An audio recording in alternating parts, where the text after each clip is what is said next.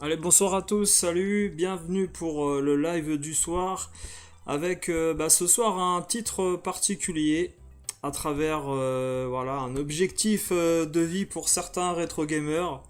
Alors bienvenue à tous pour cette émission. Alors j'espère que voilà, vous avez passé une bonne semaine également. À l'horizon se profile pas mal de conventions, d'expositions et autres rencontres abonnées.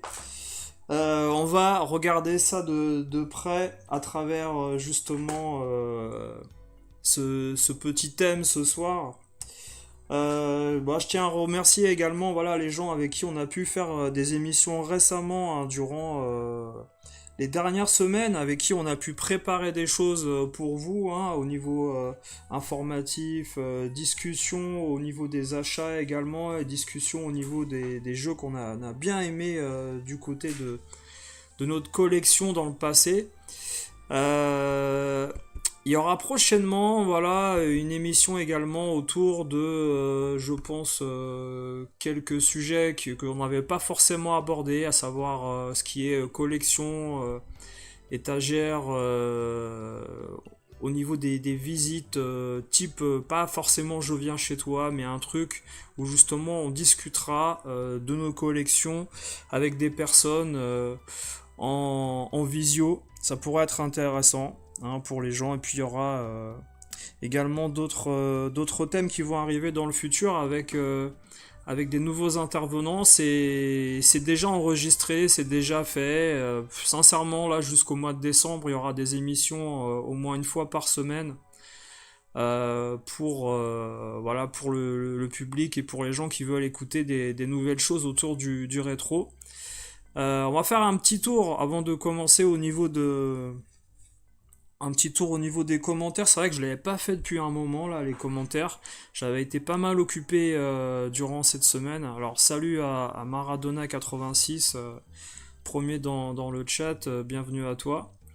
Alors ce soir, normalement, je devais diffuser une émission préenregistrée autour de la collection.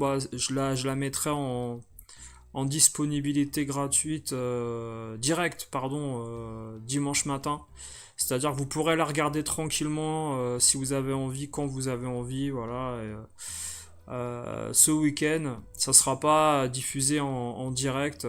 On prépare également une émission qu'on va faire avec une personne autour de les meilleurs jeux de plateforme qu'on a aimé. Alors que ça soit, il n'y aura pas forcément un chiffre, ça sera pas nos 5 jeux de cœur de plateforme, non, on s'en fout. Ça sera, on parlera de plein de jeux de plateforme en général, ce qu'on a aimé, niveau gameplay, niveau latence, niveau même run and gun, les jeux qui mélangent tout ça. L'atmosphère, l'ambiance, les licences. Alors salut Vitali, salut Benjamin. T'inquiète pas Vitali, on va parler de tout ça, on va rigoler avec ça, on va rigoler.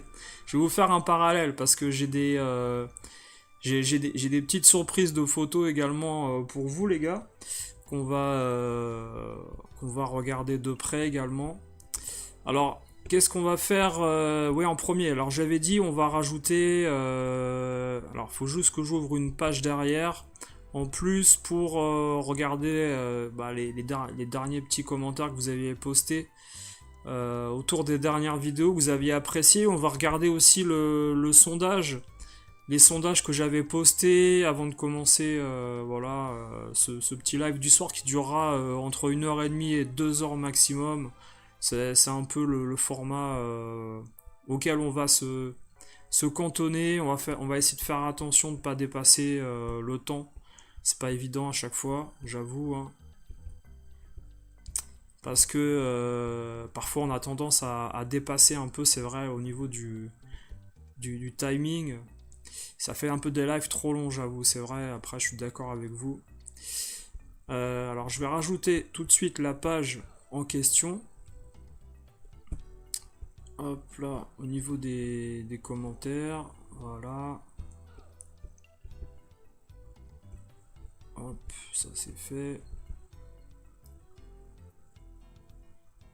Alors, Après bien sûr, hein, vous pouvez participer dans le chat pour poster euh, quelques questions que ce soit. Je sais qu'il y a pas mal de chaînes en ce moment qui font des facs. C'est-à-dire, ils essayent de répondre à leurs abonnés, tout ça. Euh, Personnellement, voilà, j'ai préparé une ou deux vidéos déjà où on aura ce type un peu, vous savez, de bilan de l'année 2024 parce que c'est passé extrêmement vite cette année 2024 de mon côté. Je sais pas vous comment ça s'est passé, mais c'est passé extrêmement rapidement.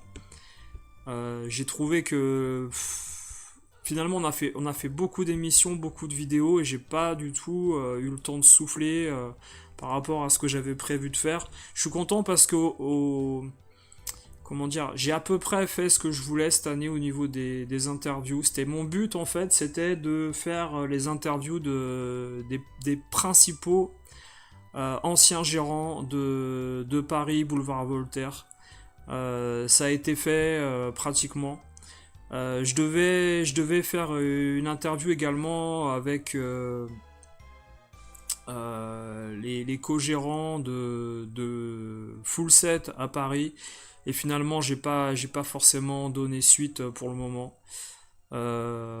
J'ai eu l'impression que l'interview n'aurait pas été pertinente et aussi intéressante que les autres, donc j'ai pas forcément donné suite aux nouvelles dates qu'on m'avait proposées pour faire l'interview.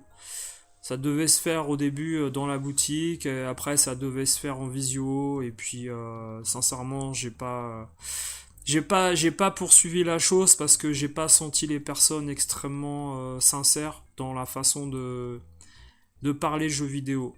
Voilà. Après c'est mon ressenti, peut-être que je me trompe, mais je préfère voilà essayer de faire des émissions où justement il n'y a pas forcément de langue de bois et me cantonner à des personnes vraiment intéressantes qui ont des choses à dire également sur le monde du rétro gaming, le monde des joueurs, sans être peut-être bloqué par le fait d'avoir encore un commerce aujourd'hui.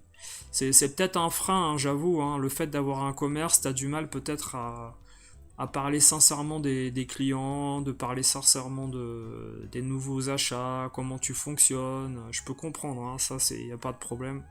Mais voilà, c'est peut-être que dans le futur on fera, je ne sais pas. Sincèrement, voilà. Après, on en a fait beaucoup, hein, voilà.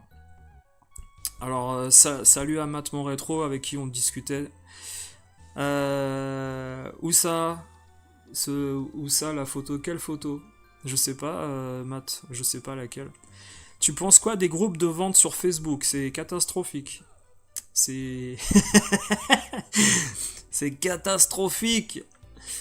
Bah, c'est des blackers. Qu'est-ce que tu crois en fait? C'est des blackers. Alors, je pense qu'on le fera pas là ce soir, hein, mais j'en ai parlé avec Matt et avec d'autres. J'ai récupéré aux encombrants. Salut Sébastien, comment va? J'ai récupéré Sébastien, si jamais tu veux venir discuter via Messenger ou quoi, y a pas de souci, comme ça fait longtemps qu'on n'a pas discuté.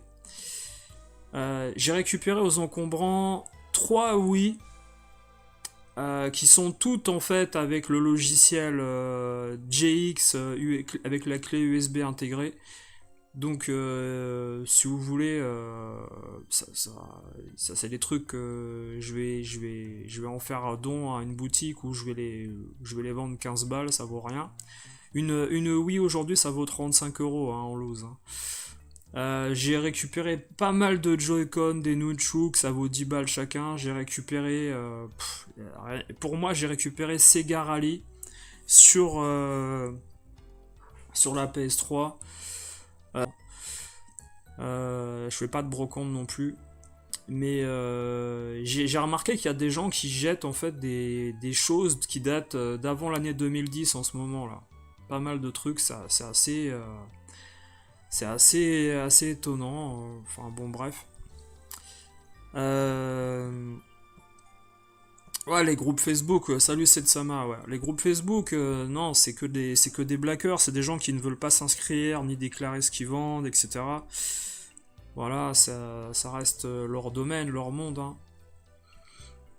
Alors, vous avez bien aimé également, voilà, le live du soir où j'ai parlé de ce que je pensais, de ce qui pourrait arriver et ce qui arriverait sûrement, hein, en 2025 au niveau du rétro gaming.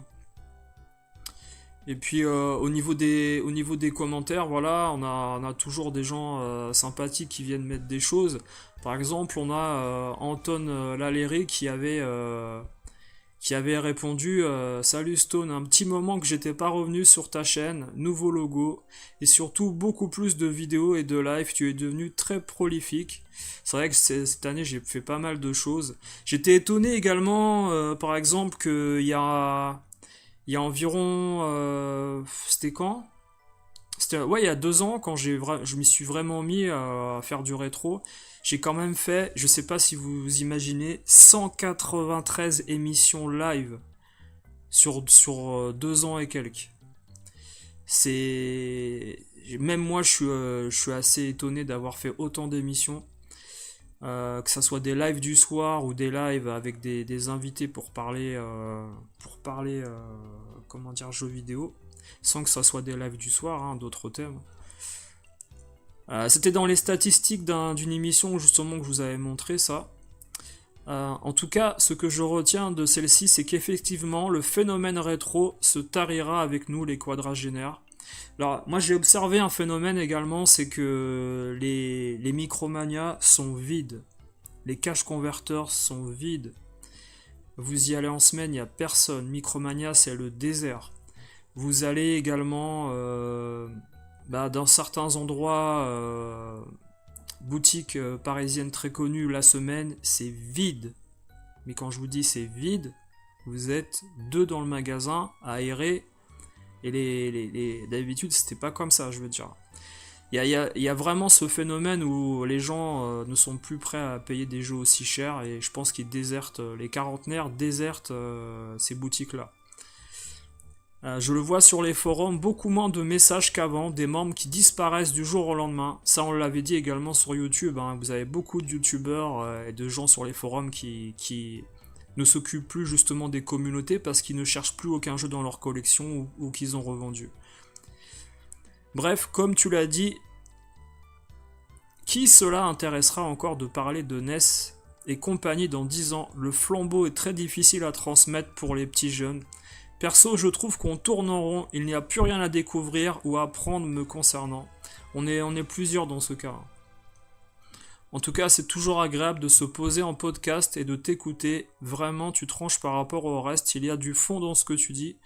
J'attends ta vidéo qui s'intitule Arrêtez d'acheter et soyez heureux avec curiosité. Alors la vidéo est déjà tournée, hein, pour vous dire, hein. C'est-à-dire que mis à part peut-être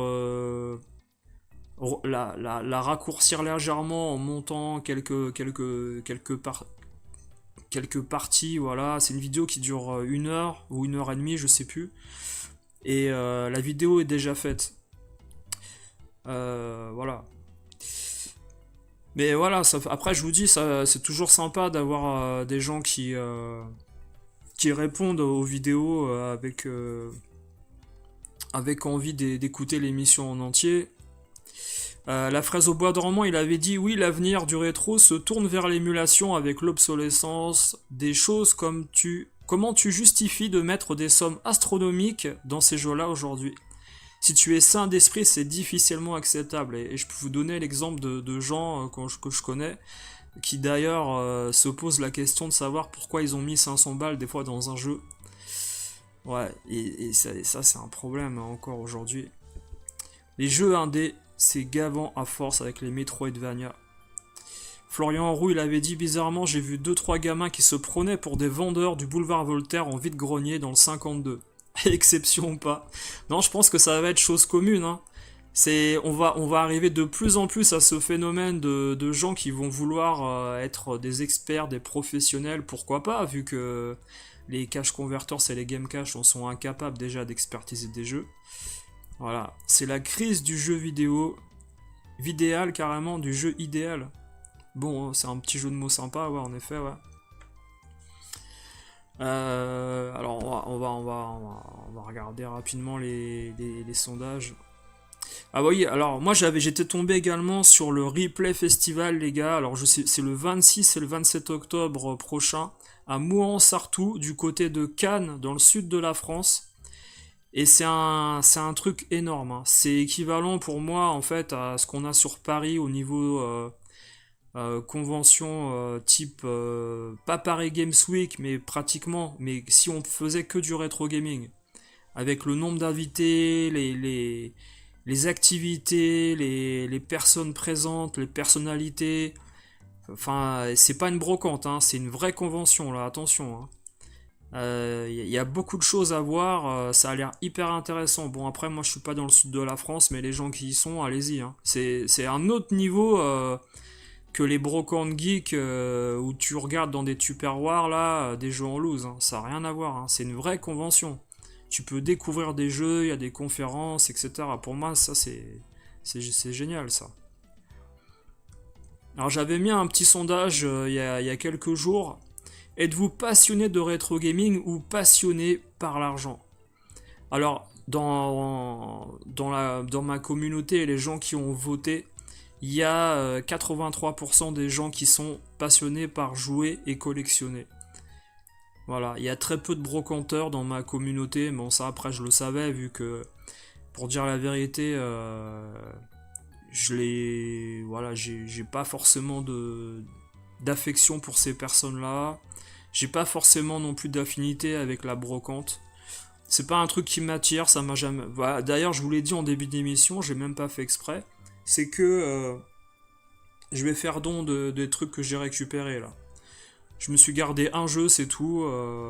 Les autres, ça m'intéresse pas. Sincèrement, avec ce que j'ai récupéré, je pourrais en tirer une bonne somme. Pas loin de 200 € si je revendais tout. Mais je préfère donner ça à des gens qui ont plus envie de faire des brocantes. Avec sur leur stand, rajouter des choses en plus. Hein, voilà. Donc c'est pas, moi je suis pas étonné au final que beaucoup de gens aujourd'hui collectionnent et jouent dans ma communauté parce qu'au final c'est des gens qui sont abonnés à ma chaîne qui ont vu le sondage, c'est pas les gens de toute la France, hein, on a bien compris. Enfin voilà.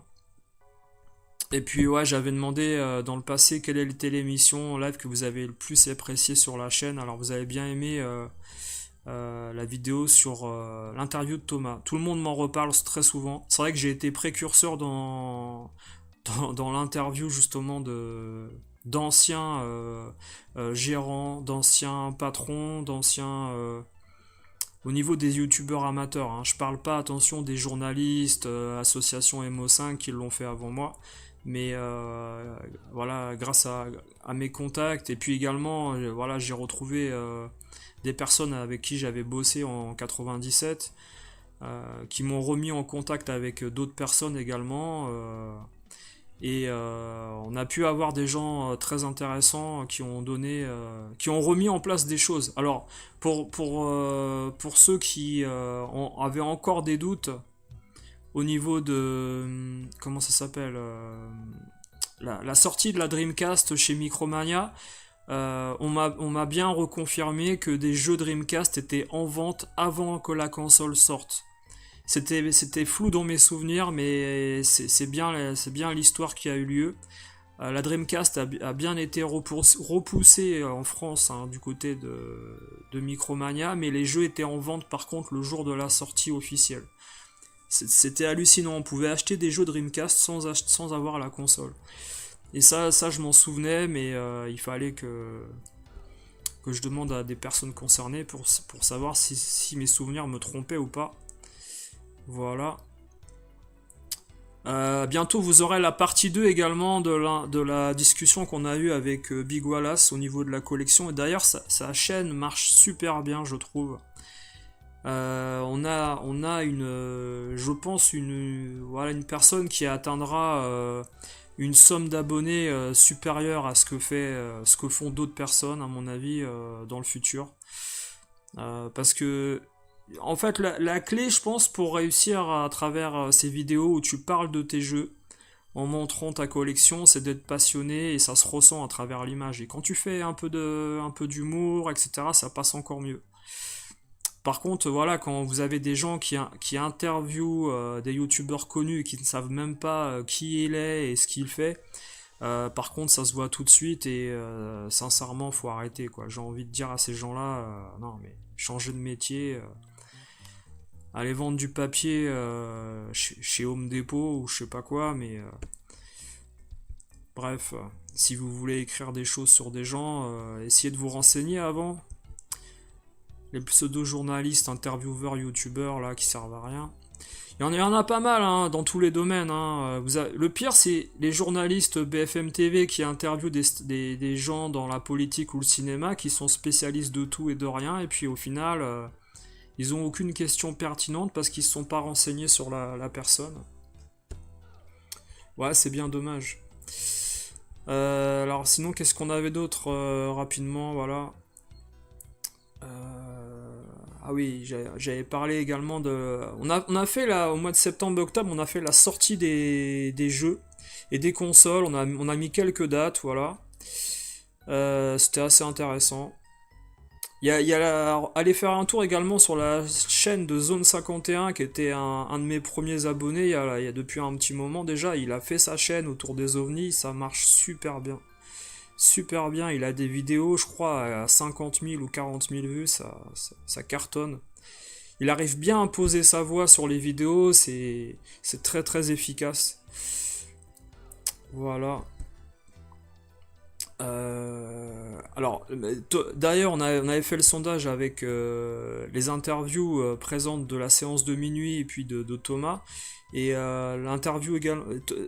Damien de la séance de minuit avait bien aimé également l'interview de Thomas. Pour vous dire, même Damien est un ancien employé de Stock Games en France, dans une autre région que celle de Paris. Il a travaillé un peu. Voilà. On avait parlé également des gens qui avaient gardé leur console au moment où la PS1 sortait, etc. Et ben, moi j'avais raconté que j'avais gardé ma Mega Drive et Super NES, mais j'avais vendu quelques jeux. Et plein de gens, quand ils ont pris la PS1, ben, ils ont quand même gardé les 16 bits. Alors que à l'époque, quand tu voulais acheter une Mega Drive ou une Super NES, en général, tu revendais peut-être ta Game Boy ou peut-être ta NES ou ta Master System. Et tu gardais pas en fait. Tu la gardais pas parce il y avait un gap tellement énorme en fait, parfois entre ces machines et puis l'argent. Voilà, le problème d'argent. Puis voilà. Après, sincèrement, les commentaires, après, vous pouvez les regarder. Alors, bien sûr, à chaque fois, il y a des commentaires qui ne s'affichent pas. Je peux pas les réenclencher ou quoi. C'est simplement que YouTube censure eux-mêmes, en fait, au niveau de... Si vous êtes un peu énervé sur un sujet ou un thème et qu'il y a 2-3 mots qui passent par-ci par-là, bah malheureusement en fait YouTube censure directement, je peux même pas voir les commentaires, même si c'est de l'humour, hein, des choses comme ça, voilà. Alors Setsama, si tu achètes pour pas jouer, c'est dommage, autant acheter des artbooks et des OST, voilà. Sébastien, t'as bien aimé la vidéo avec Big Wallace et compagnie, et Expression, je sais pas. À voir. Ah oui, ouais, t'as dû oublier un mot, peut-être, c'est pas grave. La partie 2 elle arrive bientôt, elle arrive dans 5-6 jours, t'inquiète pas. Je l'ai rapproché, parce qu'au début, je voulais la mettre au mois de novembre, et je l'ai rapproché, ça. Voilà, parce que je compte pas faire plus de 2 lives du soir au niveau du rétro par semaine, parce que après, sinon, ça fait beaucoup trop. Les gens, ils ont pas... Faut dire la vérité, hein. On travaille tous toute la journée, et puis le soir on a un peu de temps, mais on peut pas écouter toutes les émissions que tout le monde fait, c'est pas possible. Alors en plus, si vous faites des émissions de 2 heures, 3 heures, bah les gens ils peuvent pas tout regarder, ils vont regarder seulement l'émission qu'ils aiment bien, voilà. Ouais, tu confirmes, Matt Mon Rétro, République, la semaine c'est vide, voilà. Bah t'es pas le seul à me l'avoir dit, hein, il y a plein de gens qui me l'ont dit. Setsama, les premières consoles que j'ai gardées, c'est la Dreamcast et la Neo Geo Pocket Color. Ah ouais, quand même, t'es parti loin, ouais. Alors, qu'est-ce que je voulais montrer? Ah oui, alors, Bon, remarque, on peut commencer le thème. Alors, le thème du soir, les gars, c'est au niveau... Alors, attendez, on va enlever cette photo-là. On va enlever ça. Le thème du soir, le projet d'Arma du Retro Gamer. Alors, qu'est-ce que c'est le projet d'Arma du Retro Gamer? À votre avis, qu'est-ce que ça peut vouloir dire?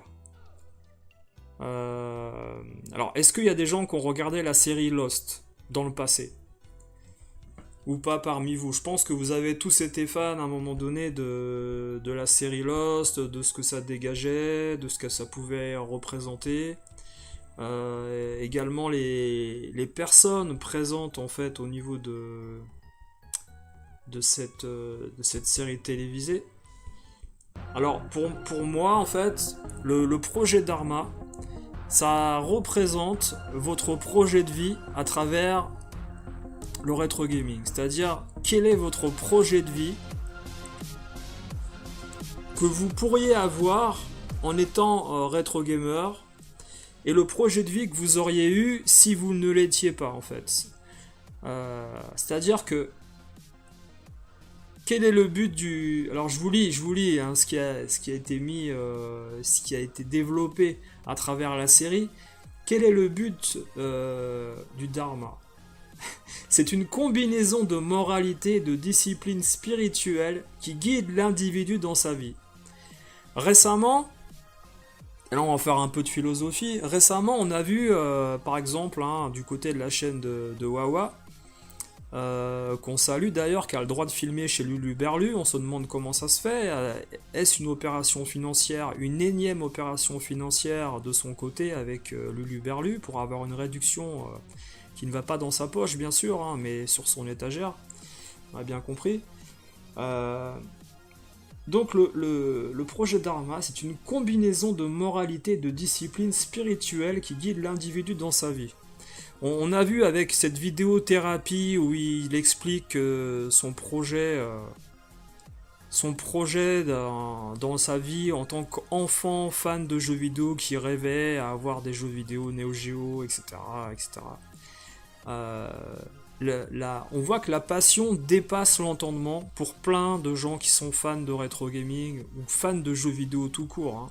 C'est-à-dire qu'aujourd'hui, vous avez des gens qui sont prêts à acheter des trucs virtuels durant les Season Pass ou pour jouer à FIFA, acheter des équipes pour jouer à FUT qui vont perdre l'année d'après, mais ils sont prêts à dépenser des sommes énormes. Nous, dans le passé, notre projet de vie, c'était, par exemple, avoir les jeux les plus renommés dans les magazines. Ceux qui avaient des notes à 90%, 70%. Ceux qui étaient à 70%, on n'en voulait pas. C'était la honte dans les cours d'école. Quand tu avais un jeu à 90% ou 95%, tu t'allais frimer devant tes copains en disant « je l'ai, t'as vu », etc. Ou même des jeux que t'as avant la sortie. Hein. Et en fait, toute notre enfance, quand on était au collège, pour la plupart, notre vie, si on était fan de jeux vidéo, c'était acquérir la console en hype qui venait de sortir, les meilleurs jeux, et puis également les éléments de notre vie d'à côté dépendaient de notre passion première qui était, pour nous, fans de jeux vidéo, la sortie des jeux, les plus beaux jeux, les personnages, les meilleures consoles au niveau de la puissance, les mégas, les bits que pouvaient posséder certaines machines. La Neo Geo faisait fantasmer, mais le fait que bah voilà, le pouvoir financier dépendait de nos parents, on était limité au niveau de l'impact dans notre vie sur ces grosses machines en général, hein, quand t'étais gamin. Mais par contre, si tu es déjà trentenaire dans les années 90, bien sûr que là, ton influence et ton projet de vie va changer parce que tu vas être décideur au niveau financier de ce que tu vas pouvoir faire dans ta vie. Et quand tu vois cette association de combinaison de moralité, de discipline spirituelle dans ce projet, c'est assez amusant de voir que bah, aujourd'hui, quand tu regardes tous les gens qui sont fans de jeux vidéo et qui sont fans de rétro gaming, ces gens-là ont fait leur vie par rapport à cette passion depuis des années. Hein, qu'ils soient revenus, qu'ils aient temporisé à un moment donné, etc. Ces gens-là ont fait leur vie en fonction des machines qu'ils ont aimées, des jeux qu'ils ont aimés. La preuve première que vous avez, ce sont les gens par exemple qui ont aujourd'hui des étagères au niveau collection, type un peu musée, dans des vitrines, qui vont jusque dans la chambre de couple ou dans le salon par exemple. On peut pas dire que le jeu vidéo n'a pas un impact sur leur vie, c'est totalement impossible puisqu'il est présent dans la vie de couple, dans la chambre, qui est un lieu intime, et qui est présent dans le salon, qui est un lieu familial de partage avec les amis, et puis et c'est assez marquant en fait de voir que des gens ont fait leur vie par rapport en premier à leur passion première. Et aujourd'hui, tout ce qui est fait à côté dépend de cette passion première. Voilà. Le dharma est un concept aux significations multiples dans l'hindouisme, le jinaïsme, le sikhisme, le bouddhisme. Dans l'hindouisme, le dharma est centré sur les lois, les vertus, les devoirs, les droits et le mode de vie approprié. Alors, l'initiative dharma est-elle mauvaise? Les auteurs de Lost, par exemple, illustrent les méfaits de l'initiative dharma, manipulation, cupidité, voire génocide. Pour refléter le mal des entreprises, licenciements, résultats financiers, manipulation, cupidité, etc. Bon, au final, le projet Dharma, qu'est-ce que ça peut représenter dans la vie de tous les jours par rapport à la série Lost? C'est pas forcément là qu'il faut voir les choses. Il faut voir un peu les choses beaucoup plus larges. Parce que aujourd'hui, si tu es quelqu'un, par exemple, qui essaye d'être sain dans sa passion, essayer d'être honnête avec ses proches au niveau de ses achats, qui a de la tolérance, de la générosité, enfin c'est un peu tout ça le projet Dharma associé également au niveau de la morale, au niveau de votre collection et de vos achats. Et encore une fois, ce qu'on voit aujourd'hui chez les rétro gamers, c'est des excès, beaucoup d'excès et beaucoup de vices.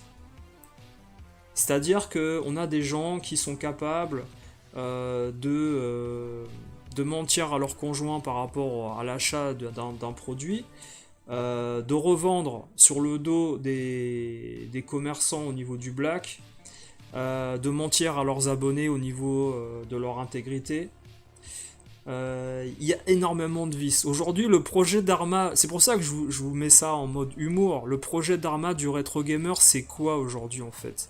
Je suis même pas certain que ces gens-là, au final, ce sont des humains, des hommes, comme tout le monde, avec des défauts, des qualités, mais est-ce qu'au final, ces gens, en déployant leur passion, on va dire, exagérée à travers des vidéos, hein, on a l'illustration par exemple de personnes qui font des petits, des petites vidéos en court métrage sur des chaînes très connues comme Game One, jeuxvideo.com, etc. Et qui au final ne sont pas forcément passionnés par le jeu vidéo. C'est quoi leur projet aujourd'hui dans la vie de faire ce genre de divertissement? Est-ce qu'au final ces gens-là qui sont peut-être pas aussi passionnés qu'un autre ne vont pas dans la mauvaise direction au niveau de l'influence? Des gens qui ne sont plus forcément des influenceurs au niveau de la passion, mais plus au niveau des vices que qui découlent au niveau du rétro gaming, hein. Savoir comme tu dis, Abdul Jabbar, des branleurs,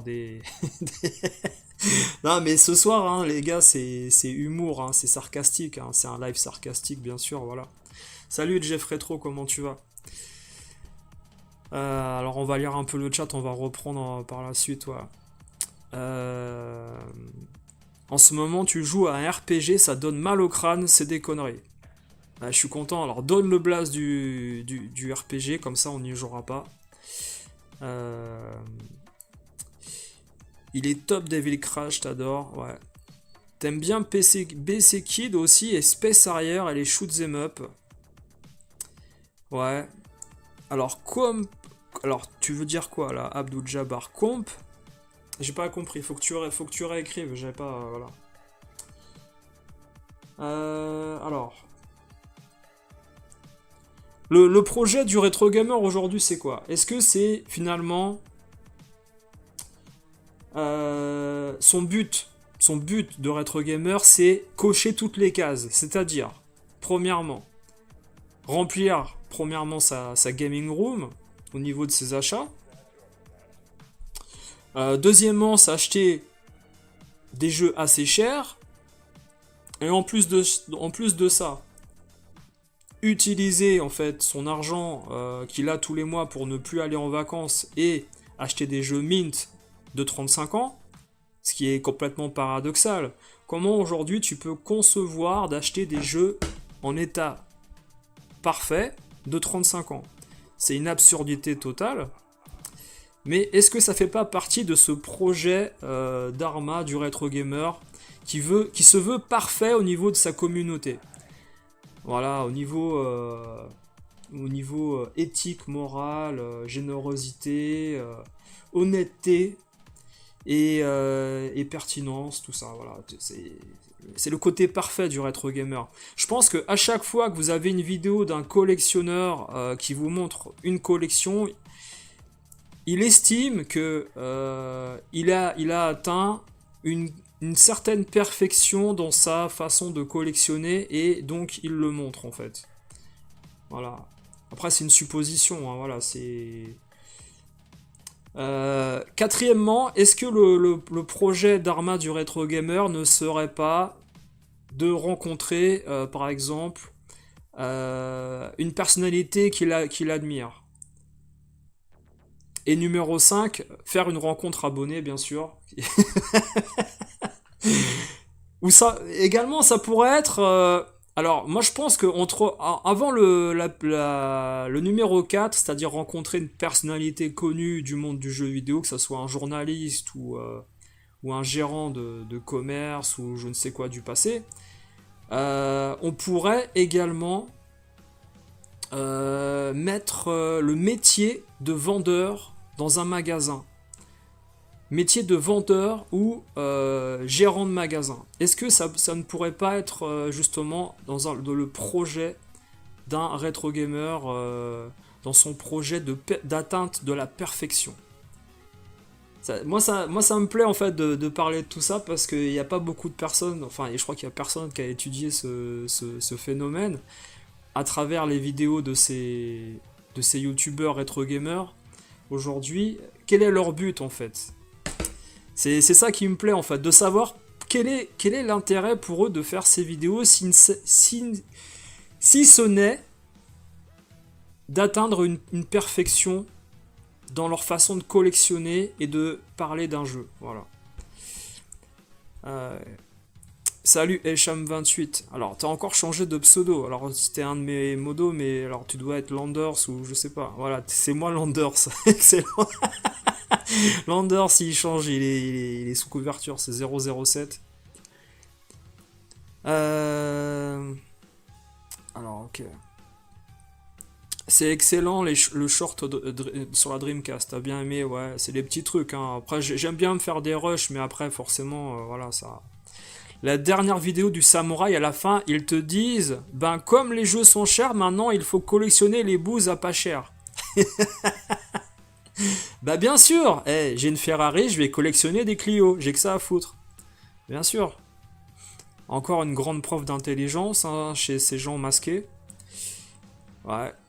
Ouais, bah, c'est vrai que moi je pense jamais à vous dire de mettre des likes, mais pour moi l'intérêt c'est que bah, justement les gens regardent. Et moi ce que j'aime bien c'est que les gens en général écoutent le podcast en entier.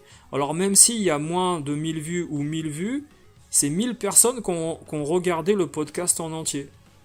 Voilà. Moi ça c'est. Si au moins je peux toucher ça, bah c'est bien. Après si ça fait effet boule de neige, bah c'est cool. Voilà.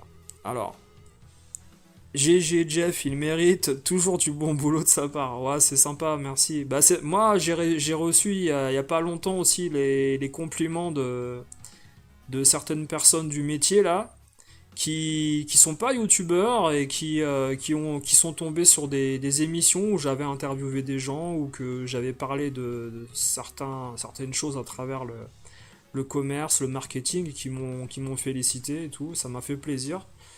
C'est toujours sympa, ouais. Moi de mon côté, après j'ai rencontré également des gens qui bossent dans des, comment dire, vous savez, des médias qui ont une grosse audience. Hein. Moi j'étais pas forcément, j'étais un peu déçu en fait de voir que ces gens-là, ils ont un petit côté snob. Ils ont un petit côté snob en fait avec les gens les gens qui les regardent. J'ai trouvé ça. C'est pour ça que je pense que plein de gens apprécient DGGX parce qu'il est pas du tout snob. C'est le pote que vous pouvez avoir. C'est pour ça que je pense qu'il a plein d'abonnés et ça plaît aux gens. Mais par contre, voilà, je vous dis, moi j'ai trouvé des gens assez bizarres et distants qui bossent dans des grands médias de communication pourtant, hein, type jeuxvideo.com. Je trouvais ça assez étonnant. Le musée. Alors, je peux vous dire un truc, les gars, c'est que... Ah oui, le musée. Alors, oui, dans la case numéro 7, du coup, le projet d'Arma du rétro gamer, le musée. C'est-à-dire qu'en fin de vie, une fois que le rétro gamer, au niveau de son projet d'Arma, qu'est-ce qu'il a fait? Il a travaillé dans une boutique, il a fait des étagères, il a fait une gaming room, il a rencontré son journaliste ou son youtubeur favori dans une convention. Euh, le numéro 7, c'est faire le musée. Bien sûr. Alors là, faire le musée. Alors, peut-être que 7 ou 8, tu peux l'inverser, parce que 8, j'avais mis, en fait, son projet également, pour être le rétro gamer parfait vis-à-vis des autres, c'est organiser une convention. Ça, organiser une convention, les gars, c'est... on n'est pas loin de... Voilà, on n'est pas loin du soleil. Attention, là, tu touches la lune, méfie-toi. Tu sais pas ce qui va se passer. Mais organiser une convention, je pense, le Graal, on va dire, du gars qui a commencé à jouer à Sonic sur Mega Drive un jour, quand il était gamin, et qui fait partager à travers une convention toute sa passion, tous ses plaisirs, et qui organise des choses pour les autres. Voilà. Ah ouais, moi je vois rien. D'ailleurs, en plus, je suis bête. Regarde, j'ai ramassé 20 kilos de jeux et de consoles aux encombrants, de Wii et de Xbox, de PS3. Je vais les donner.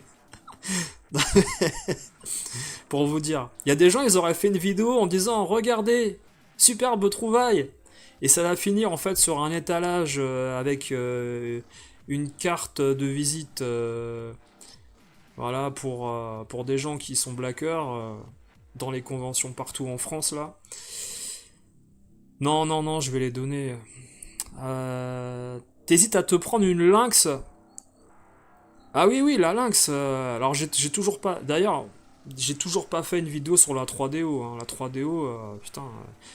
c'est vrai que j'ai eu pas mal de choses à faire avant. Et voilà, j'ai pas eu le temps de la faire encore. Bah, la HM28, je suis d'accord avec toi, je pense que ça sera le musée de la connerie.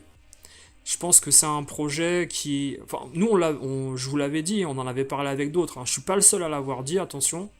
Le musée, c'est une excuse pour recevoir des jeux à vitam aeternam. C'est-à-dire que jamais le musée va être ouvert, ni mis en place, ni structuré avec des locaux. Mais par contre, ils emmagasinent les jeux que vous leur donnez en don de leur côté. Faut vous dire un truc, c'est que le musée de ces personnes-là, c'est premièrement leur collection. Ce n'est pas un musée public au niveau de la confection, c'est leur collection personnelle qui ont le projet de mettre dans un musée, qui vont soi-disant mettre en place et louer dans des locaux, etc. Donc déjà ça part très mal, ça ne peut pas marcher. Voilà. Alors il y a des fans de Marcus, tu disais, Setsama.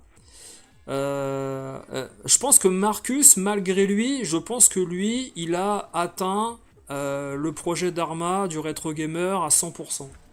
Je pense que c'est quelqu'un qui a coché toutes les cases, le Marcus. Il a tout fait.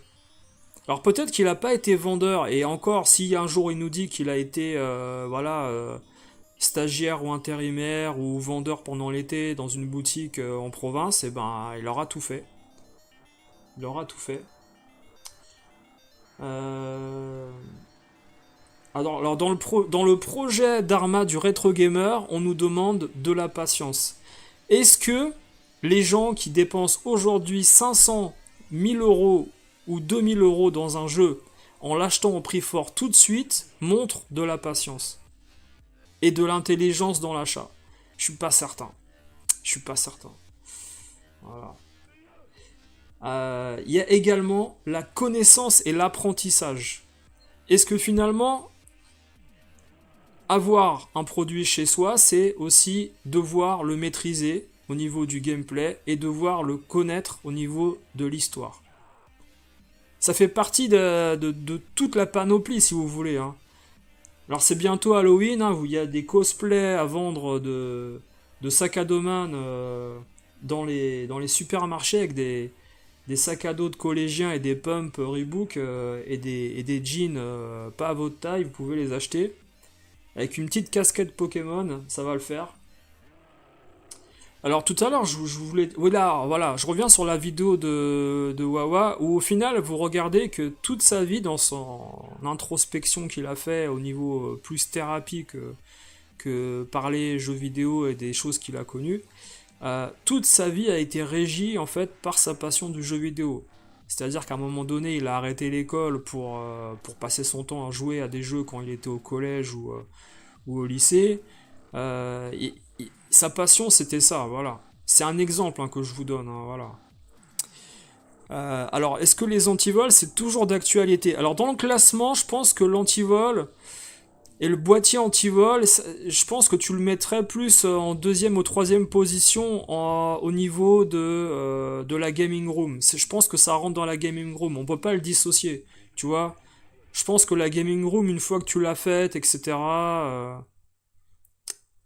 c'est, si tu veux, en fait, la gaming room, c'est une spécificité, en effet, mais toutes les particularités qu'il y a dans ta gaming room, ça t'appartient, c'est pas forcément, en fait, un chapitre différent dans ton projet de moralité ou quoi. Alors, il y a des gens qui vont se prétendre, par exemple,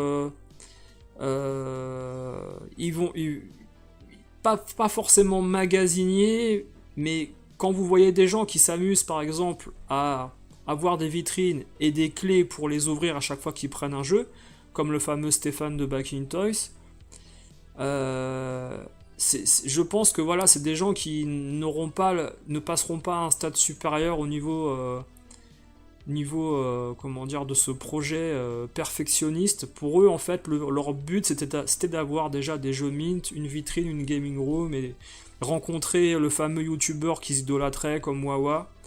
Mais je pense pas que ces gens-là exerceront un métier dans la profession de gérant ou organiseront une convention. Mais vous voyez que par exemple, les gens qui sont passés dans les jeux viens chez toi, vous pouvez voir le schéma que je vous ai décrit depuis l'émission. C'est pas mal quand même hein, cette histoire, hein. Moi j'aime bien l'étude en fait de la personne à travers l'évolution de la passion qu'on peut avoir. Sans déguisement, ils sont déjà déguisés. Ouais. Bah, tu sais, après. Moi, je suis certain que t'as des gens comment dire. Il y a des gens très très connus qui sont très très beaux gosses qui aiment bien la Super Nintendo et la Mega Drive aussi, hein. Tu sais, hein. Mais. Comme des acteurs ou des chanteurs, il doit en avoir. Mais. Ils sont pas reconnus en fait pour leur qualité de rétro gamer, ils sont reconnus pour une autre qualité dans leur profession de chanteur ou acteur ou musicien, tu vois, bref. Ou de mannequin, ça se trouve, il y a des mannequins qui aiment bien, voilà. Enfin bref, on apprend ses cartes, hein. La 3DO est top aussi. Mais après, ouais, ça coûte cher. Bah, sur 3DO, moi j'ai pas mal de jeux, donc je pourrais vous montrer des choses, mais je sais pas comment la monter, il faut que je réfléchisse encore à comment faire. C'est compliqué, ouais. Alors, selon toi, un musée HM28 devrait commencer à l'écrit, c'est-à-dire tout répertorier les générations. Pardon, j'ai le ok. Et après faire des genres d'endroits découvertes, voilà, avec des choses fonctionnelles. Voilà. Alors, est-ce que dans le stade 10 du projet d'Arma du Retro Gamer, vous avez une proposition, les gars, qu'on aurait oublié? Parce qu'au final, on n'a pas parlé du fait d'avoir, par exemple, une émission sur une chaîne type Game One, jeuxvideo.com, qui pourrait être la suite de l'organisation des conventions. C'est-à-dire que vous avez rencontré vos youtubeurs, vous avez rencontré des personnalités, vous avez organisé une convention, vous avez la gaming room, vous avez tout ce qu'on a dit avant, les 9 trucs. Est-ce que la 10e position, ça serait pas ça au final d'avoir son émission sur, par exemple à l'époque, hein, sur Gamecult, Game One, à l'époque de Game One quand ça cartonnait, hein, sur Canal J, à l'époque où il y avait la TNT, je sais pas, voilà, ou même Micro Kids, est-ce que ça serait pas le top du top au final d'avoir franchi tout ça pour arriver enfin alors peut-être, ouais, j'ai oublié, on pourrait mettre juste avant ça, avant d'avoir son émission, ou de participer à l'émission, c'est d'être dans la presse. Alors maintenant, la presse spécialisée jeux vidéo, voilà, ça n'existe plus, mais à l'époque, travailler chez Joypad, Console Plus, Player One, c'était vraiment classe, faut dire la vérité. Tous au collège ou au lycée, on rêvait de travailler chez Console Plus, Tilt, Génération 4, Joypad. Et pourtant, on n'a jamais passé le pas, parce qu'on était au lycée ou au collège, on n'a jamais envoyé de lettres, de propositions. Et pourtant, vous voyez des gens comme Gia, bah, qui a fait comme ça. Elle avait, je crois qu'elle avait quel âge elle avait dit? Elle avait 16 ans ou 13 ans, je sais plus. Elle avait envoyé une lettre du côté de Console Plus ou Tilt, je sais plus, à HL, qui l'avait embauchée, alors qu'elle était mineure.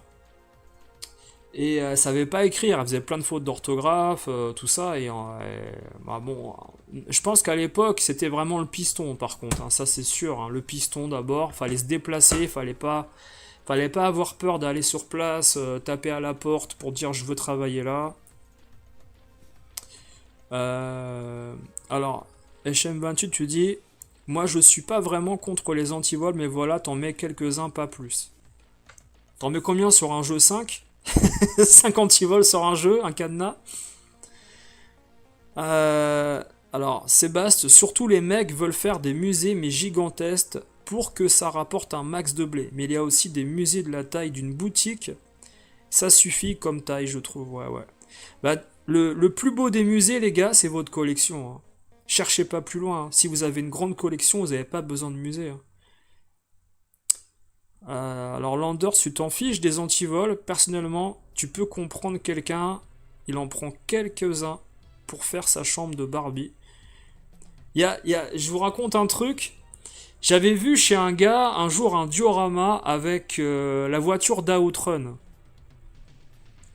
Et la voiture d'Outrun, je me suis dit, je l'ai déjà vu quelque part cette voiture là. La Ferrari Testarossa là.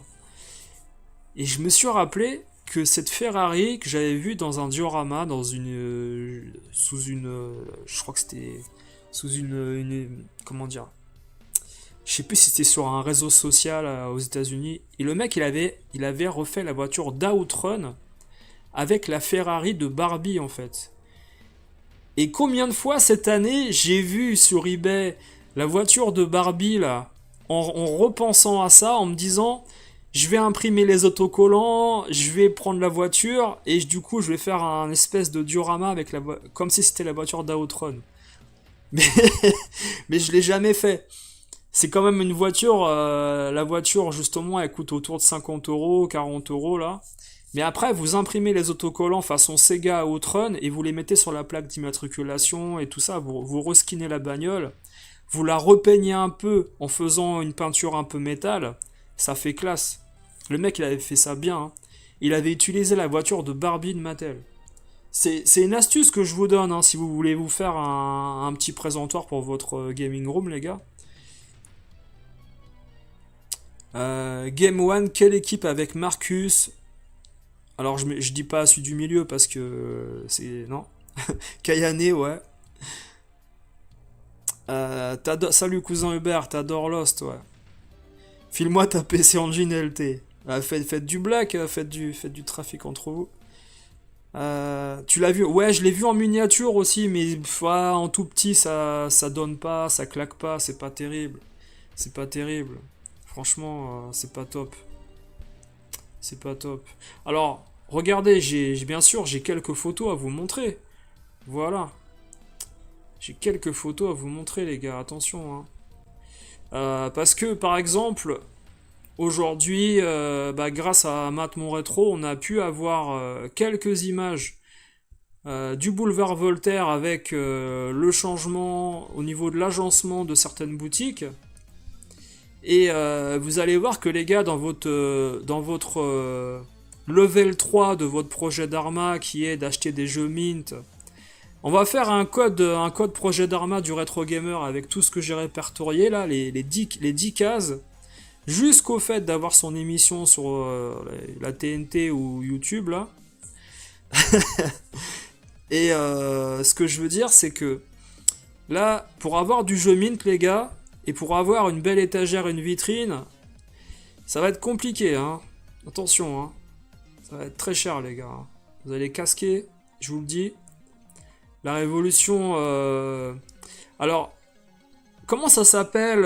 Vous savez, la concurrence déloyale qu'il y avait eu entre SFR et Orange à une époque, qui s'était associée au niveau du prix et du marketing pour ne pas se faire de concurrence. Ils avaient une amende monumentale. Ils avaient eu cette amende monumentale pour exercice illégal au niveau de la concurrence vis-à-vis d'autres compagnies. Ils s'étaient mis d'accord.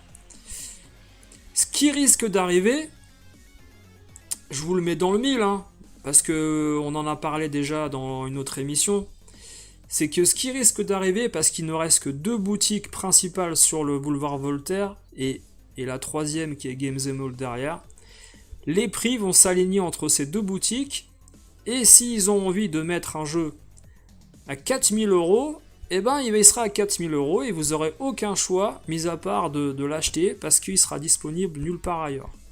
Voilà. Ça, c'est le futur, en fait, de votre patience dans votre projet de rétro gamer jusqu'au boutiste qui vivra sa passion malgré tout, mais en n'ayant pas passé le stade 3 d'avoir ces fameux jeux Mint et ces vitrines. Alors, est-ce que dans le projet d'Arma du Retro Gamer, on peut dépasser ce projet 3 en sautant en fait les étapes, voilà, qu'on a décrites, en allant rencontrer par exemple des gens qu'on idolâtre et puis organiser des conventions même si on n'a pas une grande collection ni même aucune collection. Est-ce que c'est faisable? Par exemple, est-ce que des gens qui organisent des conventions aujourd'hui pourraient se dire légitime de faire un musée ou organiser quoi que ce soit en n'ayant aucune collection ni connaissance du jeu vidéo? Ça, je pense pas en fait. Donc voilà, vous avez des petits jeunesses. Alors les photos sont pas super nettes, mais voilà, ça reste déjà. Alors, Dédé Lebon, j'ai imprimé les voitures de Sega Rally et de Wipeout. Yes, en imprimante 3D. Ah, faudra que tu nous montres ça, Dédé Lebon, là. T'as les vaisseaux de Wipeout, c'est génial, ça. Comment tu vas? Ah, comment tu vas, Edge? Bah, Edge, on fera une petite promo pour ta convention également. On en parlera la semaine prochaine, là, pour que les gens y viennent. Mais c'est intéressant le petit développement que j'ai fait depuis le début de l'émission. On a fait ça de façon humoristique en cochant des cases pour avancer dans la vie de collectionneur, etc. C'est assez intéressant. Euh, Attends, si j'ai raté des... Ah, de F0, t'as imprimé du F0, c'est génial ça. C'est génial. Bah oui, oui, c'est normal, on fait profiter... faut faire profiter les... Comment dire, les fans de jeux vidéo d'aller à ces conventions qui font participer beaucoup de gens et puis invitent des personnalités assez connues, c'est toujours, ça fait toujours plaisir. Et puis de toute façon, je pense que le pire, ça sera comme tu avais dit, le jour où en effet on n'aura plus ces boutiques ni ces conventions, c'est là que je pense qu'on se rendra compte la chance qu'on avait eue d'en profiter. C'est surtout ça qu'il faut voir. Même si aujourd'hui tu veux acheter Duck Hunt à 200 € en état mint. Voilà. Si tu veux acheter Duck Hunt sur Republic, il est en état mint à 200 €, ça fait mal. Voilà. Bionic Commando, 100 balles. Dragon Ball Z, alors je peux pas voir le prix parce que. Mais vous irez voir vous-même les prix quand vous irez à Paris. Alors personnellement, de mon côté, euh, c'est possible que j'aille peut-être à Paris demain, faire une petite virée, me balader, je sais pas, c'est peut-être possible. Mais vraiment en mode décontracté, hein, que je passe par là pour aller voir des trucs. Parce que là, ce qui se passe actuellement, c'est que Retro Gameplay, tous les jeux sont rapatriés du côté de chez Fullset pour avoir un nouvel espace de jeu dédié principalement au rétro gaming chez Fullset et Retro Gameplay va devenir du moderne et des goodies et etc etc. Voilà. Mais de mon côté là, je vous cache pas que j'ai eu des gros problèmes financiers ce mois-ci là. Ça a été très très chaud. Donc beaucoup de choses à payer, très très chaud. Donc malheureusement j'ai pas pu. Enfin après bien sûr j'ai déjà assez de choses. Hein. C'est ce que je vous explique au niveau de ma consommation de drogué depuis des années. Depuis 10 ans j'ai repris en fait l'achat de jeux et de consoles rétro. J'ai déjà beaucoup de choses, donc c'est pour ça qu'en fait, la vidéo que j'ai déjà tournée où je vous explique que finalement, bah, j'ai plus besoin de rien et j'achète plus rien, c'est la vérité, c'est-à-dire que il peut m'arriver d'acheter un jeu ou deux en allant dans une boutique, mais ça s'arrêtera là. C'est-à-dire que je ne recherche plus aucun jeu, je ne veux pas faire de collection NES avec des boîtes, c'est beaucoup trop cher, ça fait mal au crâne. J'ai pas. Premièrement, même si j'avais l'argent, je pense que je le ferais pas parce que c'est pas raisonnable.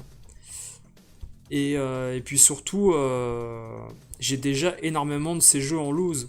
Donc je ne me vois pas racheter ces titres-là en fait en boîte, en double et devoir les revendre derrière. Voilà. Alors il y a une très très belle étagère vitrine. Je crois, il m'a dit Matt Moretro, c'est Matt Moretro qui a fait les photos, qui était à Voltaire aujourd'hui. Il y a des jeux X68000 que vous avez maintenant du côté de Fullset qui sont mis en valeur. Alors là, encore une fois, je suis désolé, on verra pas les prix, c'est trop petit. Mais au moins, vous avez une idée de ce qui est disponible. Ils ont des jeux en double, ils ont il y a du choix. Hein.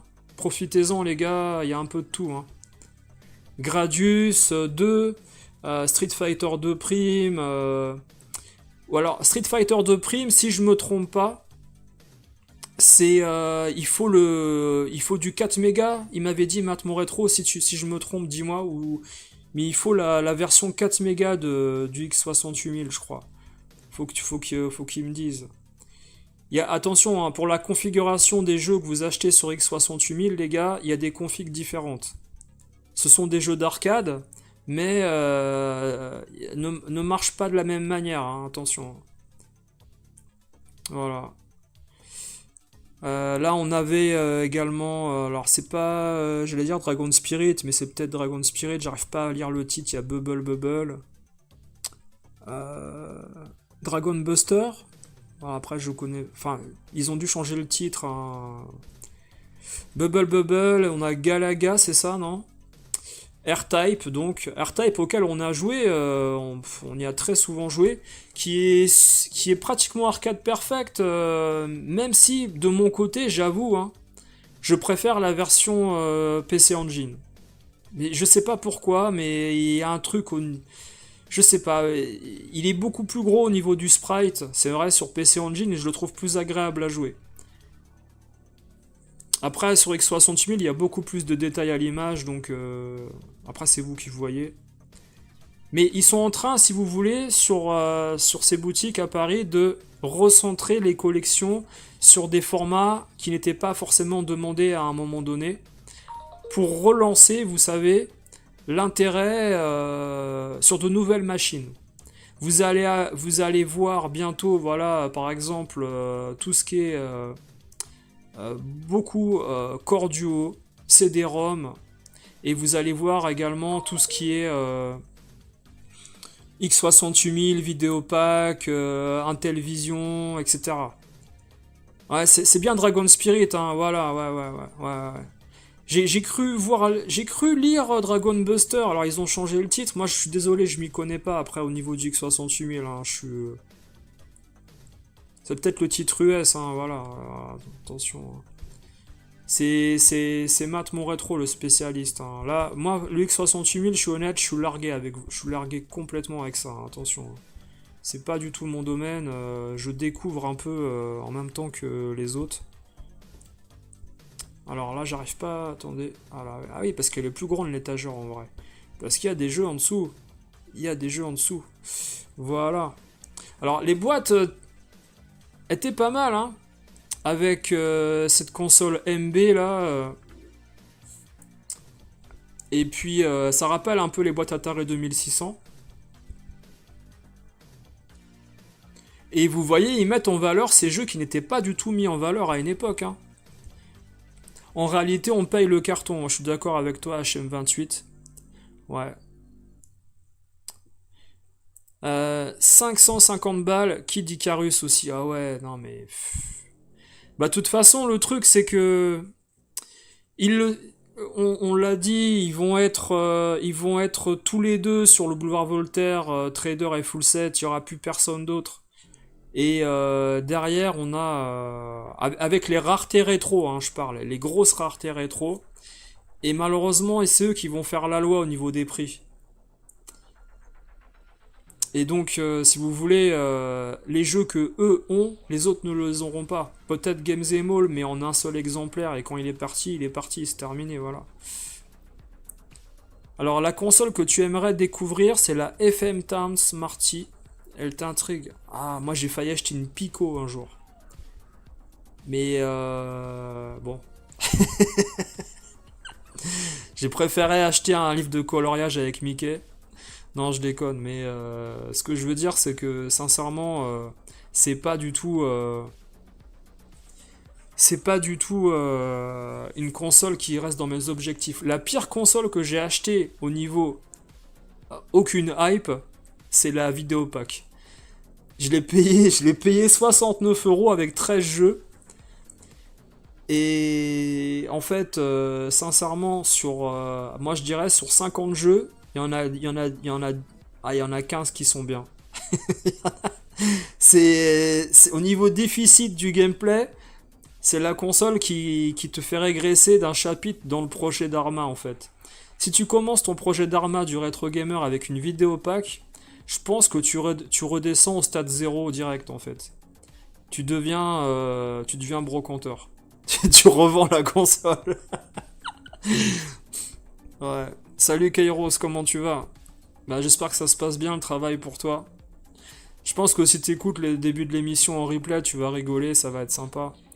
Bon là, comme j'ai dit, c'est un format d'1 h 30 où je pense que voilà, je vous montre la fin des photos et puis on s'arrêtera là.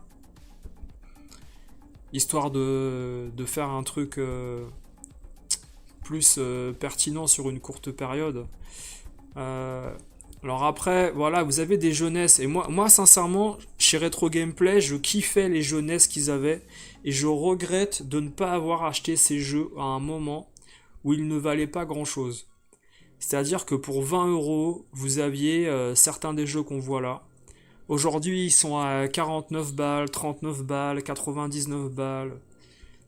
Et aujourd'hui, hein, c'est super rare de trouver des jeunesses en bon état. Et beaucoup de gens vont être bloqués au stage 3 dans leur évolution et ne pourront jamais acheter une vitrine avec des clés, malheureusement. Parce que foutre un jeu en état clochard sous une crystal box dans une vitrine n'a aucun intérêt. Voilà, je vous le rappelle. Là, je pense que Big Wallace, il rigole bien parce que Big Wallace, lui, il a tout ce qu'il faut au niveau de sa collection au niveau de la NES. D'ailleurs, allez voir son FAQ qu'il a fait où il parle avec humour de sa collection. Moi, j'ai trouvé ça amusant ce qu'il raconte parce il a beaucoup de recul au niveau de sa collecte. Même s'il a dépensé des grosses sommes, attention, hein. Voilà. Il y a des jeux marquants comme ceux de Taito, la Opération Wolf. Ça, c'est des jeux de mon enfance. Après avoir joué sur la borne, j'aurais adoré avoir une NES pour jouer à Opération Wolf. Ou même, je savais même pas que ça existait sur PC Engine. Pour vous dire, à l'époque, un des jeux que je voulais absolument en ayant l'Atari ST en disquette, c'était Opération Wolf. Jouer avec la souris, tout ça, c'était un de mes kiffs, quoi. Alors Sébastien, oui, Casketman a fait voir une... C'est qui Casketman? Putain, c'est Funiman.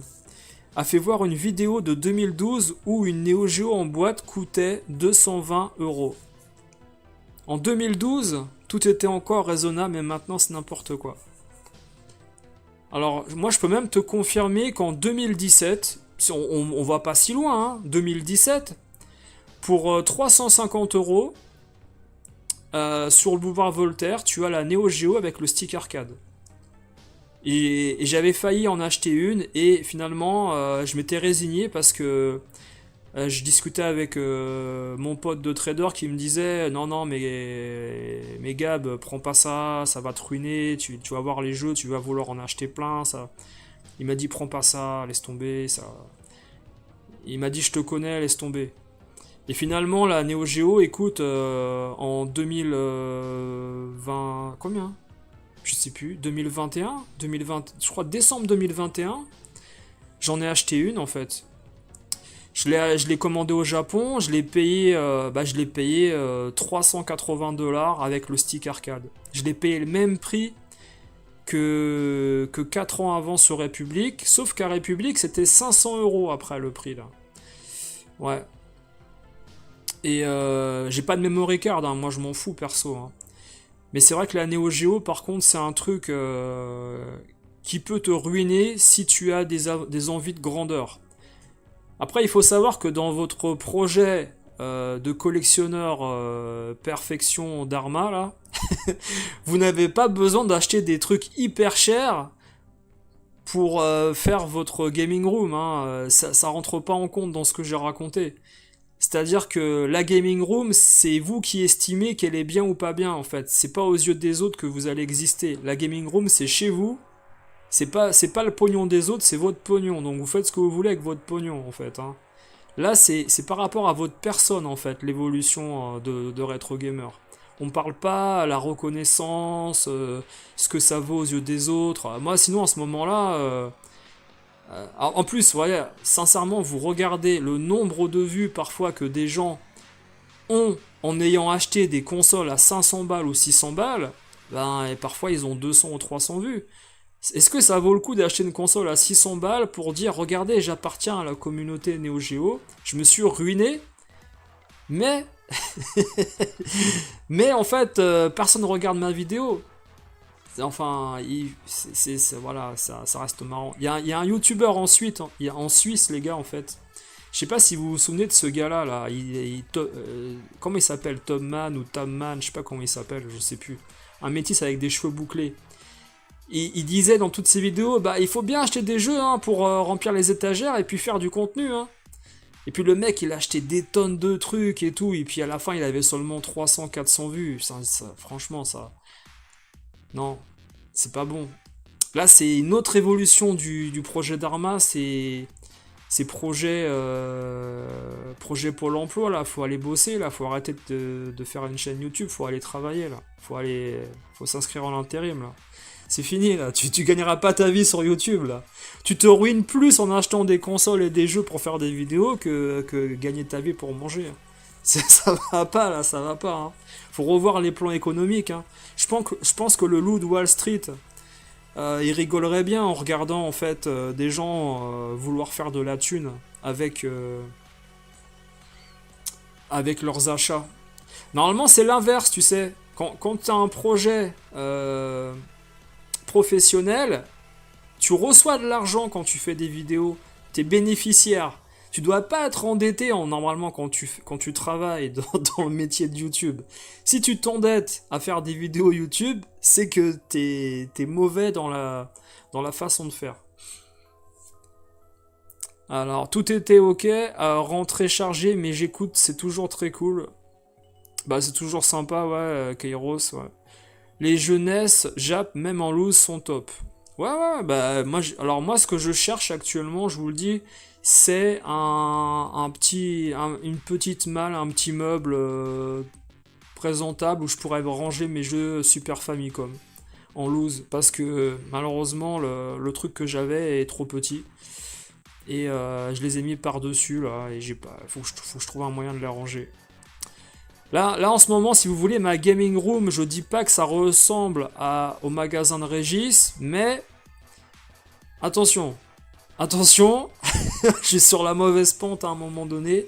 Il y a un coin, il faut un meuble, c'est pas possible, on peut pas rester comme ça. Là.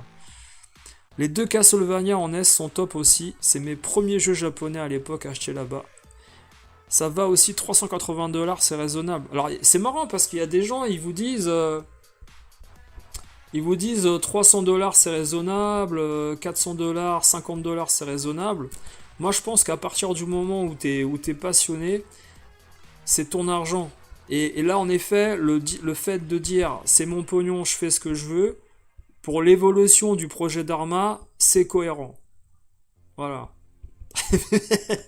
Maintenant, au niveau raisonnable, conscience par rapport à la vie de couple, si tu dis 300€ c'est raisonnable pour acheter un jeu alors que tu donnes pas à bouffer à tes gamins, tu leur achètes des pâtes, tu leur fais un sandwich avec du jambon et que tu pars pas en vacances pour acheter Dragon Spirit sur la NES à 300€, là il y a un problème. Et je pense que si personne te raisonne autour de toi, tu cours à de sacrés problèmes familiaux et au niveau comment dire, de la santé morale, santé mentale. C'est un peu ça aussi le projet Dharma du Retro Gamer, avoir une bonne santé mentale au niveau de ses achats, hein, ne pas être en question, comment dire, constante au niveau de sa remise en cause, est-ce que j'ai bien fait ou pas. Si tu te poses la question de savoir si tu as bien fait, c'est que t'as pas bien fait, je peux te le dire en général. Ouais, bonne soirée à toi, Jeffrey Tro. Alors voilà, honorez votre but dans la vie et vous sentir épanoui en le faisant. Et tout ça, en fait, tous ces thèmes que je fais récemment, là, ça va vous mener justement à ma vidéo arrêtez d'acheter et vous sentir bien dans votre vie. Voilà. Salut le doux, comment tu vas? Quelle a été ta plus grosse dépense pour une console puis un jeu? La console qui m'a coûté le plus cher, c'est la Neo Geo d'occasion, qui m'avait coûté. Attends, je réfléchis parce que non, elle m'avait coûté plus cher que la 3DO parce que la 3DO, j'avais 17 jeux avec quand je l'ai acheté. Je l'ai payé 300$ la 3DO, mais avec 17 jeux. Je sais pas si t'imagines, hein, au Japon. Par contre, la Neo Geo, quand je l'ai achetée en décembre 2021, elle m'avait coûté 200, je crois 290$ que la console et donc le stick avec 90$. Voilà, comme je l'ai dit, hein, ça m'avait coûté moins de 400$ pour me la faire importer complet du Japon. Mais c'est la console que j'ai payé le plus cher, ouais. Après, une console qui m'avait fait chier d'acheter aussi cher, sachant que ça ne valait rien il n'y a pas si longtemps, c'était la Dreamcast. Une Dreamcast et la Saturn. La Saturn européenne, les gars. Je sais pas si on peut en parler, mais 80 balles. 80 balles, les gars, une Saturn. Européenne en plus. Franchement, comme je l'avais raconté, c'est une des consoles que j'ai regretté d'avoir acheté, la Saturn européenne. Par contre, la Saturn Jap, en effet, c'est une bonne chose.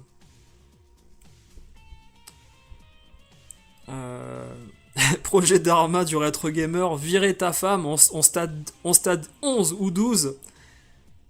Virer ta femme pour acheter une Naomi avec FPGA ou un flipper. Excellent. Ça, franchement, excellent. Excellent, ouais. Bah oui, au final, le stade du rétro gamer, c'est tous les excès. Mais le projet d'Arma, c'est dans la sérénité, l'honnêteté, la bienveillance, tout ça.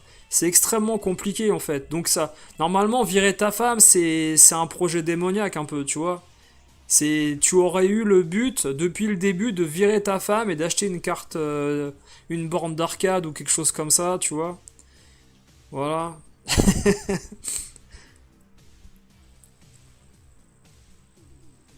Ah ouais, ah ouais, quand même, 43 likes, c'est sympa, j'avais même pas fait gaffe, tu vois.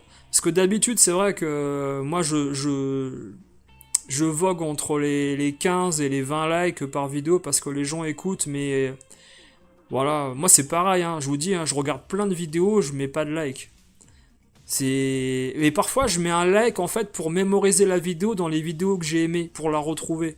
Et ça n'a aucun rapport avec le fait que j'ai aimé la vidéo, je l'ai même pas regardée en fait, des fois. Non mais pour vous dire l'escroquerie, hein. Voilà.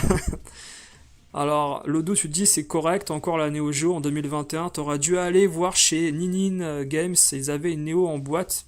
Ouais, j'ai pas la boîte moi. Par contre, j'ai le transfo avec la prise à lime d'origine, ouais. 2021, moi je me suis fait niquer parce que c'est à partir de juillet 2021 que la taxe d'importation a été mise en place. Voilà, je me suis fait niquer, sinon j'aurais payé aucune TVA si je l'avais acheté avant 2021. J'aurais économisé 80 dollars. Salut Stone, salut Soviétique. Chacun a ses limites selon son revenu. Par contre, payer un jeu d'occasion aujourd'hui à un prix plus élevé qu'à sa sortie en neuf, c'est. T'es pas le seul à m'avoir dit ça en plus. Il y a un autre gars qui m'a dit ça. C'est de ton point de vue insensé. Après, on est obligé, malheureusement, c'est la loi du marché. Ça, tu peux rien. Si tu as fait des études d'économie un peu, moi j'ai été à la fac une année en fait. Après, je me suis cassé, je vous dis la vérité, j'ai pas terminé mon DUG, je me suis barré. Et j'ai fait l'économie en fait au niveau de l'étranger avec l'Angleterre et l'économie en Italie aussi. Et quand tu étudies le marché, en fait, c'est très aléatoire, hein.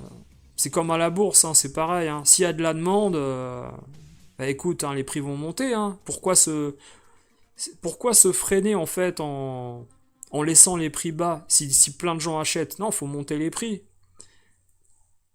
Sinon, en fait, tu perds de l'argent virtuellement en fait dans ta vente. Parce que tu aurais pu le vendre plus cher vu que les gens ont envie d'acheter le produit, tu vois. Salut Cortex Laser. Ah bah t'arrives à la fin du live, t'arrives à la fin. Landers, merci, t'as fait la promo alors de la vidéo en demandant à tout le monde de faire des likes, ouais c'est sympa. Après sincèrement je sais pas sincèrement ce que ça apportera de plus concrètement. Parce que déjà, je souhaite à tout le monde de bonnes vacances au mois de. Pour Halloween, hein, pour les vacances de novembre. J'espère que voilà, vous allez passer de bonnes vacances, les gars. Et puis d'une petite fête avec vos enfants si vous faites des déguisements, tout ça, que ça soit sympa.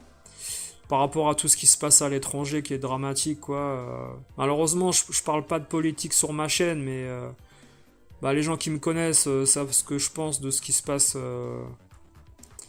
voilà, du côté des pays qui sont en guerre, ouais, c'est dramatique, dramatique. J'espère qu'un jour on aura quand même quelque chose qui va évoluer dans le positif, avec des chefs d'État capables de se rebeller contre ce qui se passe. Mais bon, ils ont tous l'air de vouloir bien se mettre du côté du pays qui agresse les autres. Enfin bref.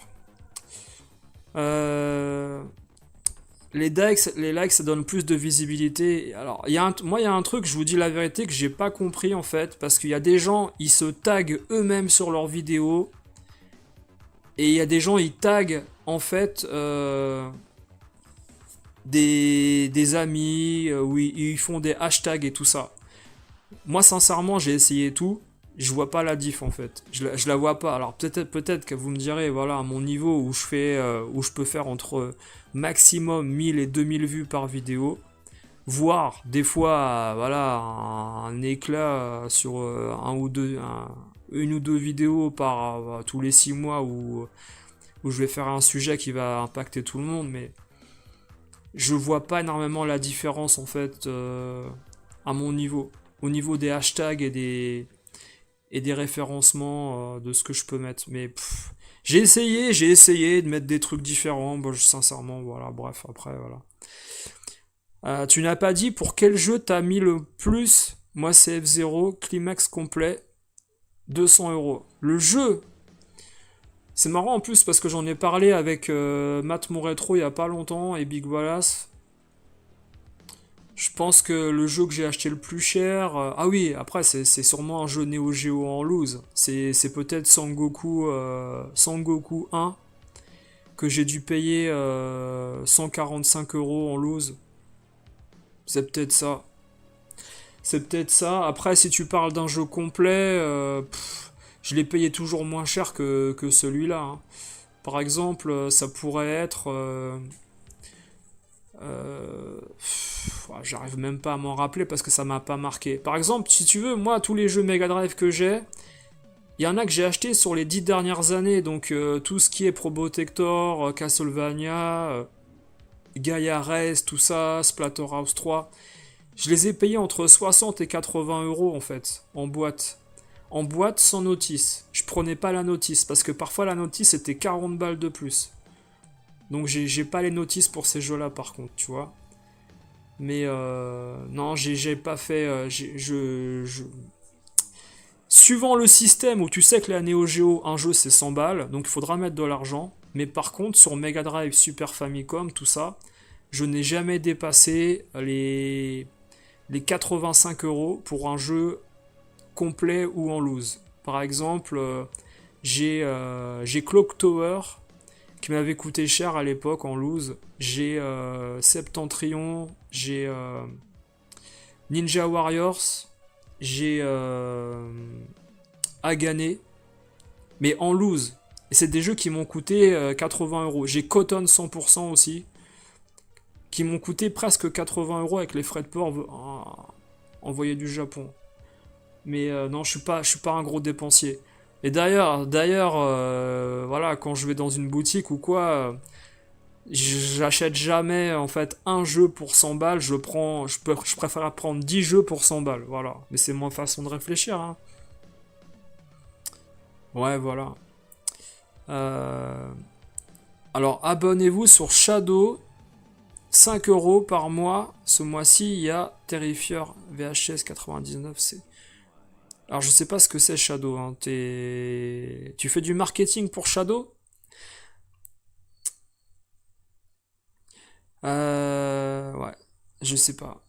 Enfin voilà les gars, après personnellement voilà, je voulais juste parler de l'évolution voilà du rétro gamer dans son projet de réflexion par rapport à justement ce qu'il veut faire à travers sa collection et son évolution. Il y a des gens qui restent au stade 2 ou 3, voilà, ils sont contents avec une gaming room, ils sont contents avec qui n'ont pas de chaîne YouTube, etc., qui sont dans l'anonymat, mais ils en vivent très bien. Et puis t'as des gens qui veulent monter très très haut, et puis qui veulent faire partager leur passion, hein, également, hein. C'est ça, hein, surtout, hein. Faire partager sa passion, ça c'est le top. Quand t'arrives à le faire en organisant des conventions comme Edge y fait, ou également gérer un magasin que tu gères par passion, pas comment dire, dépit. T'es pas Par exemple, je pense que les gens qui ont des magasins type Micromania, c'est des commerciaux avant tout, c'est pas des passionnés à 100% du produit. Il y a qu'à voir en fait la mauvaise direction qu'ils ont pris à travers leur boutique physique au niveau de leur soi-disant base rétro gaming. C'est des gens qui ne comprennent pas le marché et qui vont mourir plus rapidement qu'ils ne le pensent, enfin que les clients ne le pensent. Malheureusement quoi. Enfin voilà les gars, après écoutez, hein, je vous dis bon week-end à tous. Profitez bien. Je pense qu'on aura prochainement une vidéo qui arrivera dimanche matin. Comme je vous ai dit, dimanche matin, je vous mettrai une vidéo autour d'achats collection que j'ai fait récemment. Enfin, que j'ai fait il y a 2 mois, mais la vidéo elle était il y a 2 mois. Et puis voilà, n'hésitez pas à commenter la vidéo pour dire ce que vous pensez comment dire, de cette évolution du rétro gamer d'aujourd'hui. Qui peut-être parfois se bride à un stade de montrer simplement des jeux qu'il a achetés et il ne pense pas au fait qu'il peut évoluer dans ce monde du rétro gaming et peut-être devenir le prochain, comment dire, le prochain, pas forcément Julien Chiez, mais le prochain Choc-à-Pic hein, qui était sur Gamecult ou également faire un musée.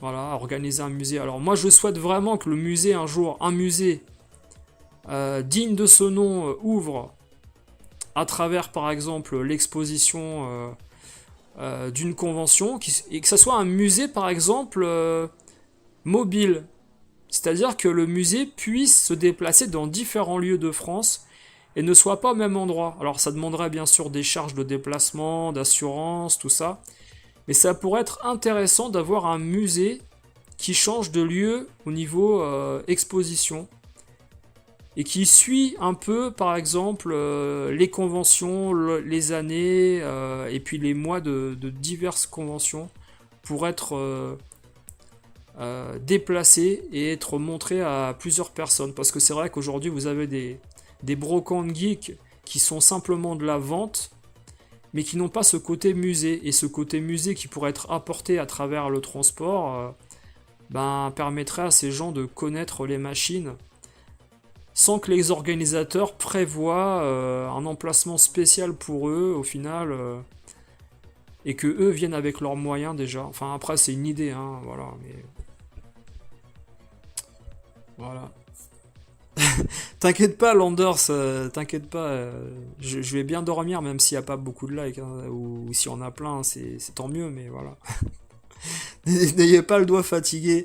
Tu sais, hein, alors autant moi j'aime bien par exemple comment dire, la, la philosophie de youtubeurs comme DGGX qui sont là pour le gaming et partager et donner leur avis sincère sur des trucs. Mais en fait, moi j'apprécie moins toujours le côté où pendant 20 minutes on dit bonjour à tout le monde et on attend un peu que l'argent tombe ou que les likes arrivent. Ouais, c'est. Surtout quand il y a l'argent qui doit tomber avec les likes, hein, c'est un peu ça l'idée. Et après, tu finis en Julien Chiez qui bloque les gens parce que ils ont adblock. Donc tout le monde se bloque et à la fin, il n'y a plus personne. Non, mais je dis ça. Moi, attention, c'est sarcastique. Hein. Je dis tout ça en plaisantant. Hein. Je suis extrêmement détaché de tout ce que je fais. Hein. Voilà. Hein. Et puis je vais ramener plein de choses du coup à la boutique au poteau Vincent là, de tout ce que j'ai récupéré en brocante, je vais lui filer là. Enfin en brocante, aux encombrants là que j'ai récupéré. Il y a de la Wii, il y a il y a des conneries. Voilà. De toute façon c'est gratuit, hein, voilà, c'est pas. Allez, bonne soirée à tous, salut les gars. Ciao ciao.